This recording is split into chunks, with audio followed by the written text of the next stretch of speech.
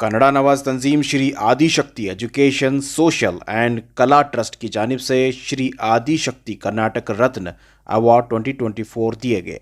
समाजी खिदमात के एतराफ़ में मारूफ समाजी कारकुन व सियासी लीडर डॉक्टर रोशन अब्बास, समाजी कारकुन R.A. अस्कील, तेजू यस रेड्डी, मुनि कृष्णा को श्री आदि शक्ति अवार्ड 2024 दिया गया।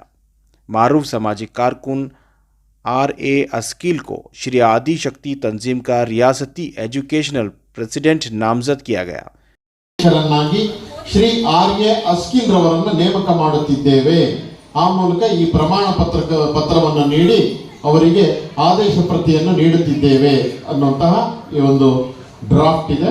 इस प्रोग्राम में सकाफती प्रोग्राम मुनक्कद किए गए। पूरे दिन चले इस प्रोग्राम में मुख्तलिफ प्रोग्राम मुनक्कद किए गए। डॉक्टर श्रीमती सोमती श्री नवली हिरेमठ की क़यादत में चलने वाले इस इदारे की जानिब से तालीम और समाजी खिदमात के तर्ज पर नुमायाँ खिदमात अंजाम दिए जाते हैं। कई सालों से ये इदारा समाजी खिदमात करता आ रहा है। अवार्ड हासिल करने के बाद डॉक्टर रोशन अब्बास ने मीडिया से बात करते हुए बताया कि अब उनकी ज़िम्मेदारी मज़ीद बढ़ चुकी है।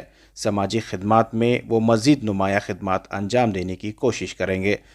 इस मौके पर श्री आदि शक्ति तंजीम के मरकज़ी सदर श्रीमती सोमती श्री नवले हिरेमठ ने मीडिया से बात करते हुए बताया कि समाजी कारकुन R.A. अस्कील की नुमाया खिदमात को देखते हुए इन्हें बड़ी ज़िम्मेदारी से नवाजा गया है। इन्हें रियासती सतह पर तालीमी मैदान में खिदमात अंजाम देने के लिए रियासती सदर नामजद किया गया है।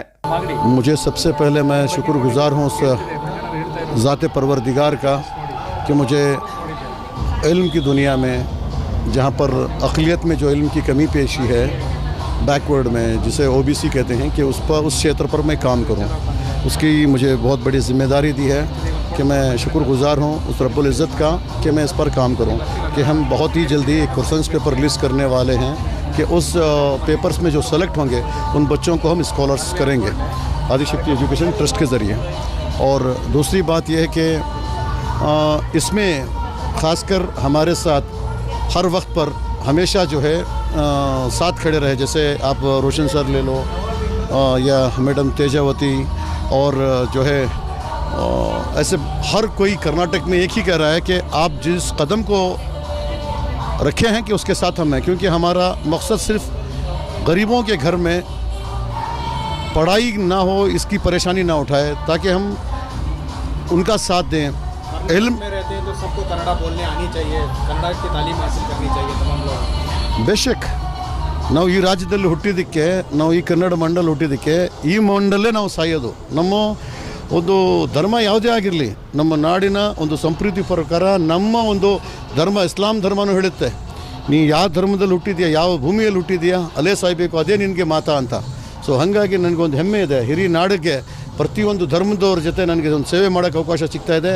ಹಾಗಾಗಿ ನನ್ನ ತಾಯಿ ಸ್ಥಾನದಲ್ಲಿರೋ ಶ್ರೀಮತಿ ಸುಮಾಶ್ರೀ ಅವರು ಮತ್ತು ನಮ್ಮ ತೇಜಾವತಿಯವರು ಮೇಡಮ್ ಅವರಾಗಿರಲಿ, ಈ ನಾಡಿನ ಪ್ರತಿಯೊಬ್ಬರ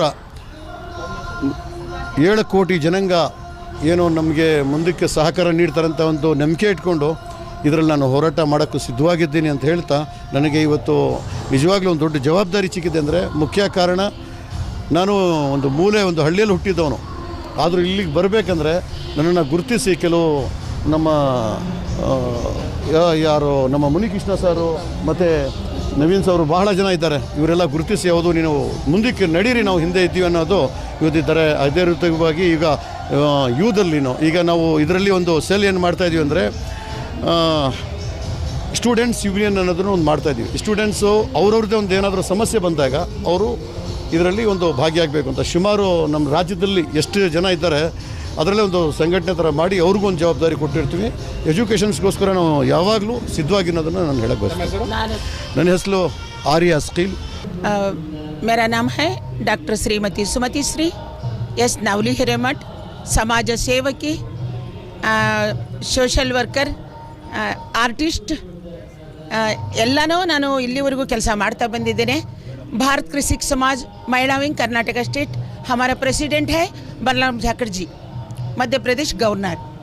ಇವತ್ತು ನಾವು ಆದಿಶಕ್ತಿ ಎಜುಕೇಷನ್ ಸೋಷಲ್ ಕಲಾ ಟ್ರಸ್ಟಿಂದ ಆದಿಶಕ್ತಿ ಕರ್ನಾಟಕ ರತ್ನ ಪ್ರಶಸ್ತಿಯನ್ನು ಈ ಒಂದು ನಮ್ಮ ಕರ್ನಾಟಕದಲ್ಲಿ ಒಳ್ಳೆ ಕೆಲಸ ಮಾಡಿದವರು ಇದ್ದಾರೆ, ಅವರನ್ನು ನಾವು ಹುಡುಕಿ ಕೊಡ್ತೀವಿ ಅನ್ನೋದಕ್ಕಿಂತಲೇ ಅವರು ಮಾಡಿದ ಕೆಲಸ ಅವರನ್ನೇ ಹುಡುಕ್ಲಿಕ್ಕೆ ಹಚ್ಚುತ್ತೆ. ನಾನೊಬ್ಬಕ್ಕೆ ಕಲಾವಿದೆ. ಈಗ ಎಜುಕೇಷನ್ ಅಂತಂದೇ ಗೊತ್ತು, ನಾನು ಕಲ್ತಿಲ್ಲ. ಬಡತನದಲ್ಲಿ ಬಂದಾಗ ಕಲಿಸೋರು ಯಾರೂ ಇದ್ದಿದ್ದಿಲ್ಲ. ಈಗ ಭಾಳ ಜನ ಇದ್ದಾರೆ, ವಿದ್ಯೆ ಕೊಡ್ಲಿಕ್ಕೆ ಮುಂದೆ ಬರ್ತಾ ಇದ್ದಾರೆ. ಆವಾಗಿನ ಕಾಲದಲ್ಲಿ ಯಾರೂ ಇದ್ದಿದ್ದಿಲ್ಲ. ನಾನು ಇವರಿಗೆ ಅಸ್ಕಿಲ್ ಅವ್ರಿಗೆ ಏನು ಹೇಳ್ತಿದ್ದೇನೆ ಅಂದರೆ, ನನ್ನ ಬಡ ಕಲಾವಿದರ ಮಕ್ಕಳಿಗೆ ಮಾತ್ರ ಮೊದಲು ನೀವು ಪ್ರೋತ್ಸಾಹ ಕೊಡಬೇಕು. ಬಡ ಕಲಾವಿದರಂದರೆ ಬರೀ ಬಣ್ಣ ಹಚ್ಚೋರು ಕಲಾವಿದ್ರ ಅಂತಲ್ಲ, ಒಬ್ಬ ಚಿತ್ರ ಬರೆಯೋವನು ಕಲಾವಿದ ಇರ್ತಾನೆ. ಎಲ್ಲ ಕಲಾವಿದರಲ್ಲಿ ಮಕ್ಕಳಿಗೆ ವಿದ್ಯಾಭ್ಯಾಸ ಮೊದಲು ಮುಖ್ಯವಾಗಿರಬೇಕು.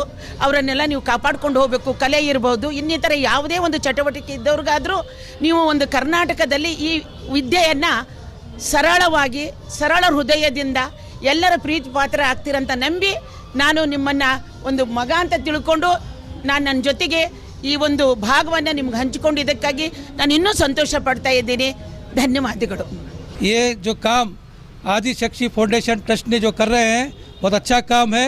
हम इस काम में जितने लोग लगे हुए हैं, अवार्ड दिया गया है, क्या कहेंगे? मैं ये चीज़ में बहुत खुशी इजहार करता हूँ, क्योंकि इन्होंने हमारे खिदमात को, हमारे सियासी और समाजी जो खिदमात हैं उसको नज़र करके हमारे लिए एक अवार्ड दे रहे हैं.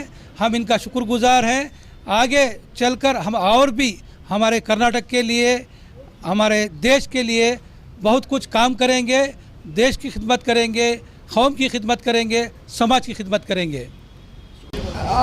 ಕರ್ನಾಟಕ ರಾಜ್ಯದ ಹೆಣ್ಣು ಮಗಳಾಗಿ ಈ ಕರ್ನಾಟಕ ರತ್ನ ಪ್ರಶಸ್ತಿಯನ್ನು ನನಗೆ ನೀಡಬೇಕು ಅಂತ ನಾನು ಮಾಡಿರೋವಂಥ ಅಳಿಲು ಸೇವೆಯನ್ನು ಗುರುತಿಸಿ ಆದಿಶಕ್ತಿ ಸಂಸ್ಥೆ ಆಗಿರ್ಬೋದು, ಶುಭಗುರು ಸಂಸ್ಥೆಯವರಾಗಿರ್ಬೋದು, ಅವರು ನನಗೆ ಈ ಒಂದು ಪ್ರಶಸ್ತಿ ನೀಡ್ತಿದ್ದಾರೆ ಅಂದರೆ ಅದು ಇನ್ನಷ್ಟು ಜವಾಬ್ದಾರಿಯನ್ನು ನನ್ನ ಮೇಲೆ ನಾನು ಹೊತ್ಕೊಂಡಂಗೆ ಆಗತ್ತೆ. ಆ್ಯಂಡ್ ಅದನ್ನು ಖುಷಿಯಾಗಿ ಸ್ವೀಕರಿಸ್ತೇನೆ. ಇನ್ನಷ್ಟು ಸಮಾಜ ಸೇವೆ ಕೆಲಸಗಳಲ್ಲಿ ನನ್ನ ನಿಯಂತ್ರಣವಾಗಿ ನಾನು ತೊಡಗಿಸ್ಕೊತೀನಿ ಅಂತ ಪ್ರಮಾಣ ಮಾಡ್ತಾ, ಇವ್ರ ಮುಂದಿನ ಎಲ್ಲ ಕಾರ್ಯಕ್ರಮಗಳಲ್ಲೂ ನನ್ನ ಸಹಕಾರ ಖಂಡಿತವಾಗ್ಲೂ ಇದ್ದೇ ಇರುತ್ತೆ. ಸಮಾಜ ಅನ್ನೋದು ನಾನು ಯಾವಾಗಲೂ ಅಂದಂಗೆ ನನಗೆ ಒಂದು ಕುಟುಂಬ ಇದ್ದಾಗೆ. ಸೊ ನನ್ನ ಕುಟುಂಬನ ಕಾಪಾಡೋ ಜವಾಬ್ದಾರಿನ ನಾನು ಇಟ್ಕೊತ ಖಂಡಿತವಾಗ್ಲೂ ನಾನು ಈ ಸೇವೆಗೆ ನ್ಯಾಯವನ್ನು ಕಲ್ಪಿಸ್ತೇನೆ ಅಂತ ಹೇಳ್ತಾ ನನ್ನ ಮಾತುಗಳನ್ನು ಮುಗಿಸ್ತೇನೆ. ತೇಜಾ ರೆಡ್ಡಿ. मैं गुलबर्गा से आई हूँ. मैं गुलबर्गा में नॉर्थ में आलमपुर पटेल है, उनके पास महिला सेक्रेटरी हूँ मैं. और कन्नड़ा का जो प्रोग्राम हो रहा है, क्या कहेंगे? ये प्रोग्राम तो बहुत अच्छा रखा गया है सबके लिए भी. मैं भी हर लड़की, हर लेडी को ये कहना चाहूँगी कि अपने घर में से निकल के बाहर कुछ देखें. जुल्म जो लड़कियों पे, औरतों पे जो हो रहा है ना, वो जुल्म के आगे ठहरें.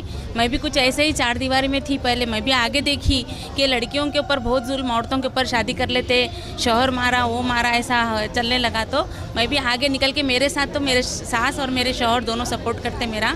उनके से मैं आगे निकली भी हूँ. और मैं सब वुमेंस का जो राइट्स है वो दिलाने की बहुत कोशिश करती हूँ हर जगह जाके. तो इसके लिए भी मेरे को यहाँ पर समाज के लिए बुलाया गया है. और इससे बहुत अच्छा लगा मुझे यहाँ पर आकर.